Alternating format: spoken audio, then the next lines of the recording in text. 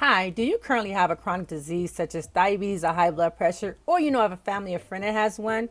Well, the Centers of Disease Control and Prevention defines chronic diseases as conditions lasting more than a year, requiring continuous medical attention, and can interfere with daily activities.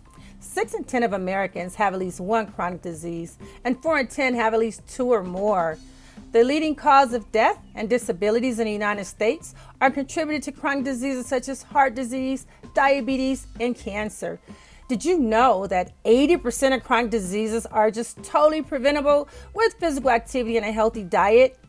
Also, with the United States, 86% of deaths are attributed to chronic diseases and account for 70% globally. Chronic diseases are known to be contributed by factors such as smoking, poor nutrition, excessive alcohol, and lack of physical inactivity. Sedentary behavior is also contributed to chronic diseases and has been considered a major health problem because of the health risks it poses. A U.S. data collected by services shown that children and adults spend 7.7 hours a day just being sedentary. The nation spends $3.8 trillion a year on healthcare expenditures, with 90% going towards individuals with chronic and mental conditions.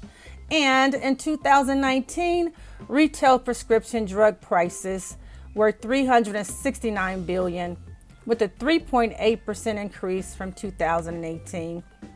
If we're going to provide better quality health care for our citizens and help improve their overall life, then we must have a better understanding of the management and prevention of chronic diseases. Dr. Ruth Peterson, the director of the Center of Disease Control and Prevention, stated, "If you can package physical activity into a pill, it will be the most effective drug actually on the market today." Much research has also shown that physical activity can reduce the risk for chronic diseases such as diabetes, hypertension, and even some cancers, but yet still 80% of Americans are not meeting the daily recommended strength and aerobic activities. In the United States, 3 in 4 adults do not get enough physical activity, which equates to over $17 billion a year in healthcare costs. Even doing a small, modest increase in physical activity and reducing sedentary behavior can influence the health and quality of life. If exercise is medicine, then it would also make sense for medical professionals to be prescribing it to their patients for the prevention and management of chronic diseases. Also, medical professionals should be knowledgeable about giving exercise prescription to their patients, but many are not. That's because more than half physicians in the United States receive no formal education on physical activity. So why aren't people being more physically active? What contributes to this? Well, low levels of motivation and failures of self-regulation and control have been cited as reasons why individuals are not active.